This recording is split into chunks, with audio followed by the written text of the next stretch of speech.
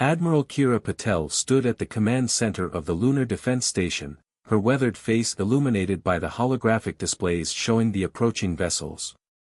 3 ships, each larger than anything humanity had ever constructed, emerged from the darkness beyond Mars' orbit. Their surfaces rippled with an otherworldly iridescence that defied conventional physics. "Analysis complete, Admiral," Lieutenant James Rodriguez reported, his voice steady despite the tension. "The vessels appear to be using some form of gravitational manipulation for propulsion.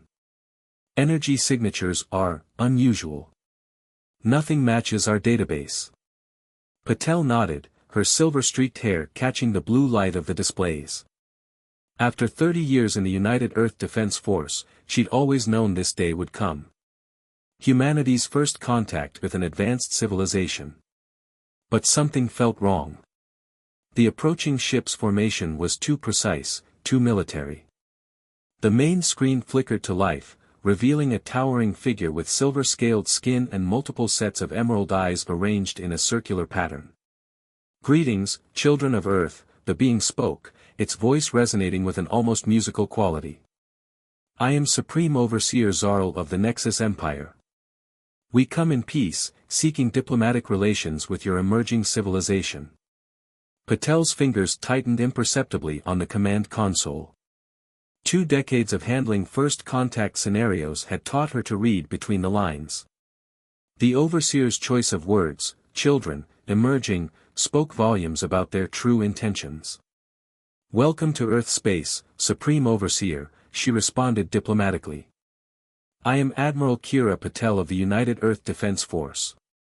We're honored by your interest in diplomatic relations." Over the next 3 weeks, the Nexus Empire representatives engaged in what appeared to be peaceful negotiations. They shared limited technological insights, spoke of cultural exchange, and promised to help humanity join the galactic community. But beneath the surface, Patel and her intelligence team noticed disturbing patterns. The aliens never allowed Earth representatives aboard their vessels. Their questions focused suspiciously on Earth's defensive capabilities and resource distribution. And their ships, despite claiming to be diplomatic vessels, carried energy signatures consistent with massive weapons arrays. In her private quarters, Patel reviewed classified reports from deep space monitoring stations. More Nexus ships were gathering at the edge of the solar system, hidden from conventional detection methods. But thanks to humanity's secret quantum detection network, a technology they'd kept hidden from their visitors, she knew the truth. "They're preparing for invasion," she told the Emergency Council, assembled in the underground chambers beneath Geneva. "The diplomatic mission is a ruse. They're mapping our defenses, assessing our capabilities, and positioning their fleet for a massive strike." Council member Zhao leaned forward, his face grim. "Are you certain, Admiral? If we're wrong about this..." "The pattern matches every invasion scenario we've wargamed over the last 50 years, Patel interrupted. "They're following the classic colonization playbook, appear peaceful, assess the target's capabilities, then strike when they think they understand our strengths and weaknesses." "But they don't know about Project Oracle," Director Hernandez added, referring to Earth's most closely guarded secret, a planetary defense system that had been in development for over 3 decades. "No," Patel confirmed. "They think we're exactly what we appear to be, a relatively primitive species just beginning to explore our solar system. They've completely bought our carefully constructed facade." The deception had been elaborate. Every visible piece of human technology had been designed to appear less advanced than it actually was. The orbital defense platforms looked like simple communications satellites. The lunar base appeared to be running on conventional fusion power rather than zero-point energy. Even their ships had been carefully crafted to seem less sophisticated than they truly were. The charade was about to pay off. When Supreme Overseer Zarl's image appeared on the command center's main screen again, his diplomatic pretense had vanished. "Admiral Patel," he announced, his multiple eyes gleaming with cold satisfaction, "your species has been evaluated and found wanting. Submit to immediate integration into the Nexus Empire, or face extinction. You have 1 Earth day to comply." Patel allowed herself a small smile. Supreme Overseer, I'm afraid humanity must decline your generous offer. But before you proceed with your planned invasion, I should warn you, you really should have asked why we chose to build our lunar base on the dark side of the moon. As Zarl's expression shifted from confidence to confusion, Patel gave the signal. Across the solar system, humanity's true defensive capabilities began to power up, and the real war for Earth's survival was about to begin. The dark side of the moon erupted with light. What the Nexus Empire had dismissed as a primitive research base transformed before their eyes. Massive structures emerged from beneath the lunar surface, their crystalline arrays pulsing with energy that defied conventional physics. Project Oracle was awakening. Multiple Nexus warships entering the solar system, Lieutenant Rodriguez reported, his hands dancing across the quantum interface. Count exceeds 300 vessels. They're deploying in attack formation. Admiral Patel stood calmly at her command station, now relocated to the true heart of humanity's defense network, a vast underground complex that extended miles beneath the lunar surface. Status of the Oracle Grid. Quantum Entanglement Network at full power, Dr. Yuki Tanaka responded, her voice carrying the pride of someone who had spent 20 years helping develop this technology. All nodes are synchronized. The deflection field is ready for activation. Supreme Overseer Zarl's image appeared again on the main screen, but this time his usual confidence was tinged with uncertainty. What trickery is this, Admiral? Our scans showed no evidence of such installations. That was rather the point, Patel replied. Humanity learned long ago that appearing weak when you are strong provides a significant tactical advantage. Your empire isn't the first to underestimate us, though you may be the last. The first wave of Nexus ships launched their attack.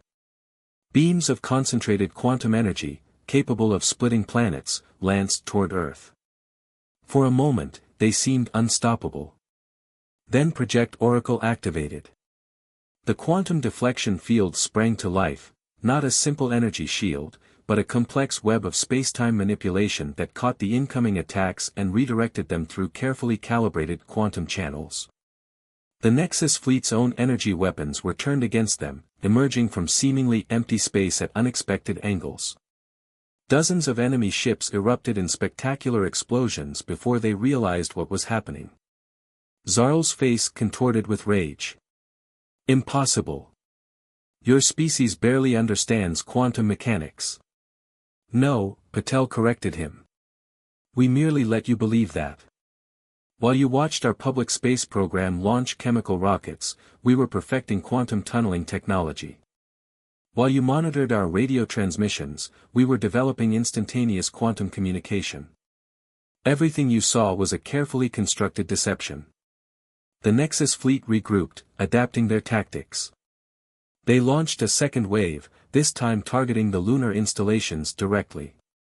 But as their weapons approached, another of humanity's hidden technologies revealed itself. Massive gravitational singularity generators, concealed within the moon's craters, activated. The incoming attacks were caught in localized time dilation fields, their energy bleeding away into controlled micro-wormholes that dispersed them harmlessly into space. Launch the Artemis squadrons, Patel commanded. Across the lunar surface, hangars opened, revealing sleek vessels that bore little resemblance to the clumsy ships humanity had previously displayed. These were the true pride of Earth's fleet, ships powered by zero-point energy and equipped with technology that had been developed in absolute secrecy for decades. Commander Rashid Hassan's voice came through the quantum comm. Artemis Squadron ready, Admiral. Permission to show our friends what human engineering can really do. Permission granted, Commander. Remind them why picking a fight with humanity was a mistake. The Artemis ships moved with impossible grace, their quantum drives allowing them to skip through spacetime itself. They appeared inside the Nexus fleet's formation, their weapons targeting critical systems that human intelligence had identified during the weeks of false diplomacy. Admiral, Zarl's voice had lost its condescending tone, replaced by growing concern. Perhaps we can return to diplomatic discussions. I believe that opportunity passed when you threatened to extinct our species, Patel interrupted. But don't worry, Supreme Overseer. This is just the beginning of humanity's response to your attempted invasion. You see, Project Oracle isn't just a defensive system. As if to emphasize her point, the lunar surface shifted again. Hidden ports opened, revealing massive quantum acceleration cannons, weapons capable of targeting ships even in quantum space. The Nexus Empire was about to learn why humanity had chosen to hide its true capabilities for so long. It wasn't out of fear. It was because they understood that the element of surprise was the deadliest weapon of all. All units, Patel commanded, her voice carrying the weight of humanity's response to this unprovoked aggression, execute Operation Thunderbolt. Let's show the Nexus Empire exactly what they've awakened. Operation Thunderbolt began not with a bang, but with silence. Across the solar system, thousands of seemingly inert asteroids suddenly came alive. What the Nexus Empire had dismissed as random space debris revealed themselves as carefully positioned weapons platforms, the result of 50 years of quiet preparation. Quantum network synchronized, Lieutenant Rodriguez announced. All Thunderbolt nodes are active and awaiting your command. Admiral Patel studied the tactical display, watching as the Nexus fleet attempted to regroup. Their initial confidence had been shattered by the revelation of Earth's true capabilities, but she knew better than to underestimate them. Status of the Jupiter defense line. General Winters reports all stations ready, Dr. Tanaka replied. The gravity manipulation field is primed. The Nexus fleet had retreated to the orbit of Mars, their ships forming complex defensive patterns. Supreme Overseer Zarl's voice crackled through the quantum comm, his tone now carrying a hint of desperation. Your deception changes nothing, Admiral. We still possess superior numbers. The Nexus Empire has conquered galaxies. You cannot hope to. Initiate Phase 2, Patel interrupted, cutting off the transmission. The asteroid weapons platforms activated simultaneously, each one generating a precise gravitational distortion. The effect was like dropping thousands of stones into a cosmic pond. Space itself began to ripple and fold. The Nexus ships found their quantum drives suddenly unpredictable, their carefully coordinated formations thrown into chaos. Commander Hassan's voice came through clear and confident. Artemis Squadron, execute attack pattern Delta. Target their command and control nodes. The human ships moved through the gravitational distortions with practiced ease. Unlike the Nexus vessels, they had been designed to operate in these artificial gravity waves. Years of secret training in the outer solar system had prepared their crews for exactly this scenario. Supreme Overseer, Patel broadcasted, you're probably wondering why we let you believe Jupiter was simply a gas giant we hadn't yet colonized. Allow me to demonstrate.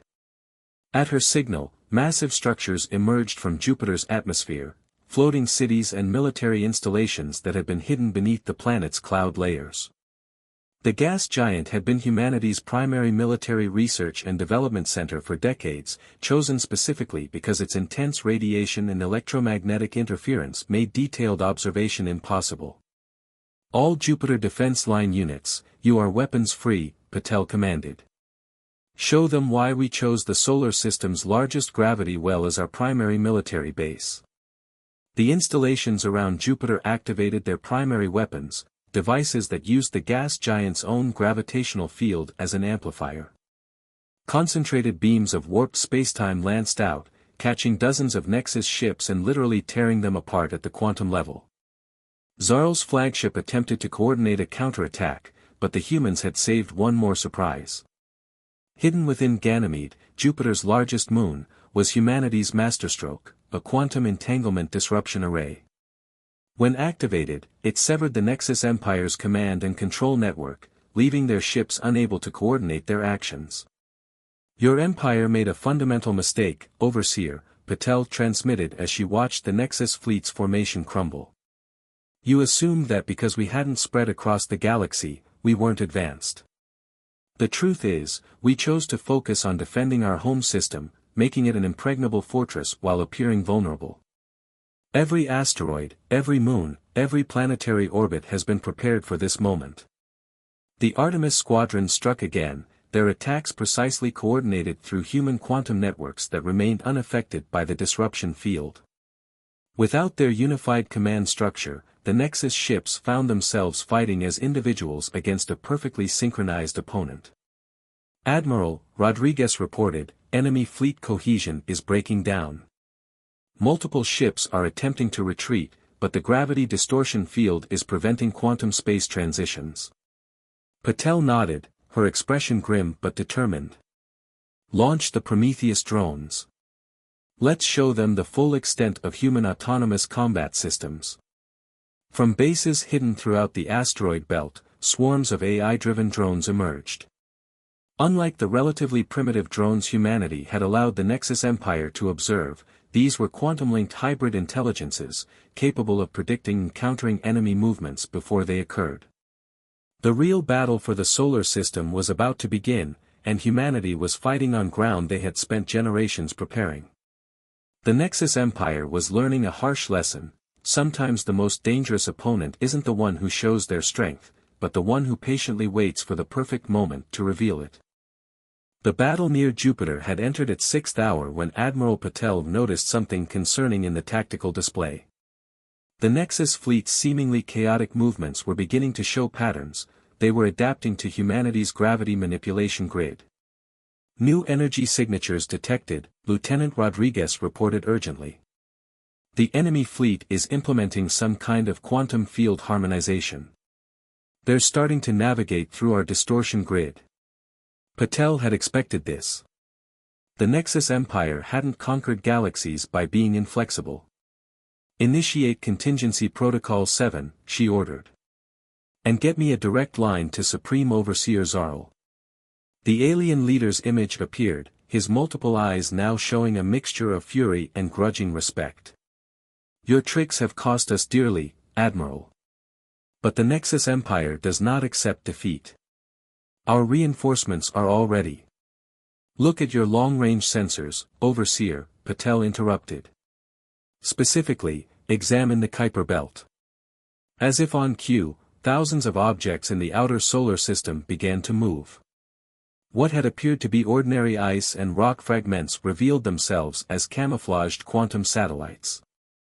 They activated simultaneously, creating a massive quantum entanglement field that encompassed the entire solar system. You're now cut off from your empire, Patel explained. No quantum communications can penetrate that barrier. No reinforcements can reach you. You're facing humanity alone, exactly as we planned. But the Nexus Empire wasn't finished. Their remaining ships began to execute complex maneuvers, their quantum drives pulsing with new patterns that seemed to bend space itself. The gravity manipulation grid's effectiveness began to wane. They're using some kind of recursive quantum algorithm, Dr. Tanaka reported, her fingers flying across her console. They're learning from each interaction with our defenses, finding weaknesses in the pattern. Patel smiled. This too had been anticipated. Execute Darwin Protocol. Across the solar system, humanity's defense systems began to change. The quantum grid shifted its patterns randomly, the gravity wells pulsed with chaotic but controlled frequencies, and the Prometheus drones reformed into entirely new attack configurations. Everything in humanity's arsenal was now operating on advanced evolutionary algorithms, adapting and changing faster than the enemy could analyze. Impossible, Zarl breathed, watching his fleet's advantage evaporate. Your systems are evolving in real time. Did you think we spent all those years studying Earth's biosphere just for scientific curiosity? Patel asked. We learned from nature, Overseer. Our defensive systems don't just adapt, they evolve. Every attack you launch teaches them how to be stronger, more efficient, more deadly. The battle transformed into something unprecedented. The Nexus ship's attempts to counter human defenses only made those defenses more effective. Each engagement spawned new tactics, new configurations, new ways of combining technologies that even humanity's engineers hadn't anticipated. Commander Hassan's voice crackled through the quantum calm. Admiral, the enemy fleet is attempting to concentrate their forces near Europa. They appear to be building toward some kind of massive energy discharge. Let them, Patel ordered. Activate the Europa initiative. Europa's icy surface suddenly cracked, revealing vast networks of quantum energy collectors hidden beneath. As the Nexus fleet gathered their energy for what they hoped would be a decisive strike, they didn't realize they were playing directly into humanity's hands.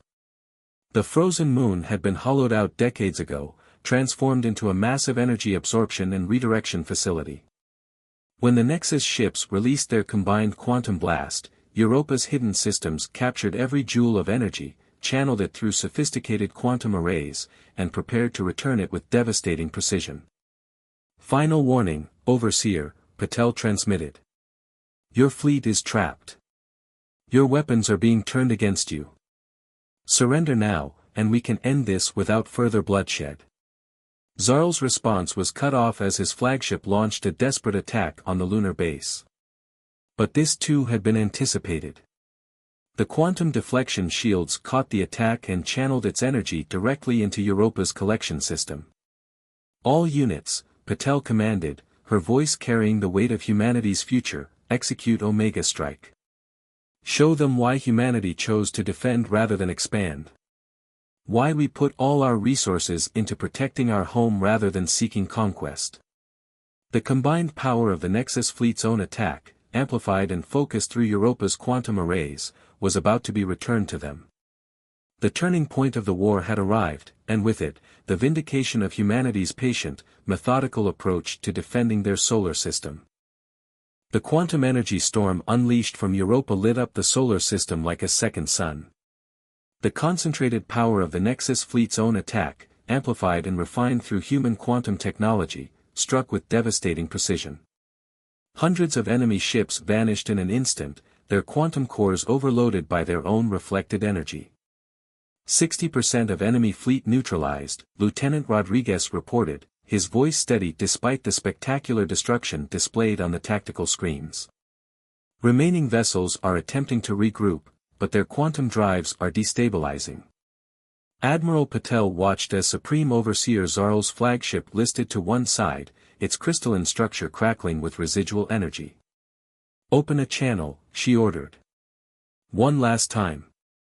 Zarl appeared on screen, his multiple eyes dimmed, his proud bearing diminished. The command center of his vessel showed signs of severe damage. How, he demanded. How did a single species confined to one solar system develop such capabilities?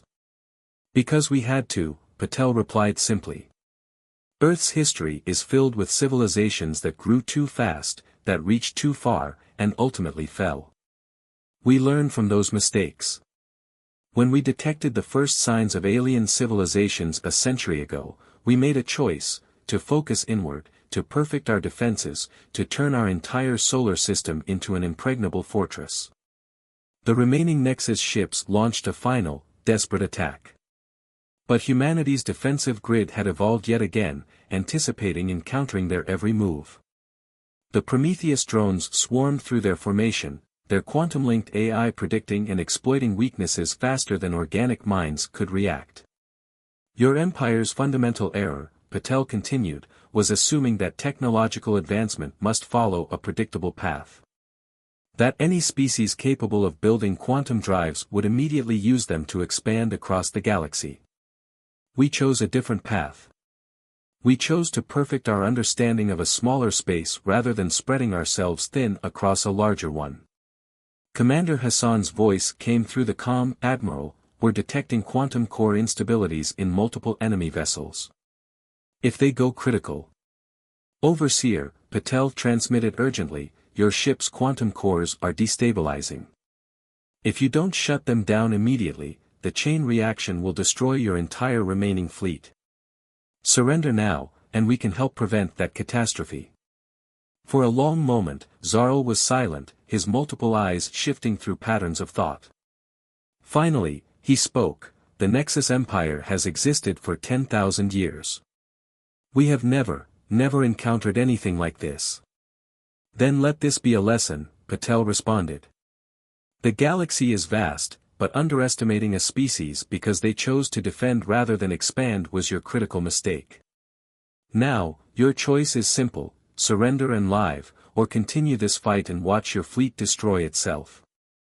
The order, when it came, was brief: all Nexus vessels, power down quantum cores. Submit to human authority. As the remaining enemy ships shut down their systems, Patel turned to Dr. Tanaka.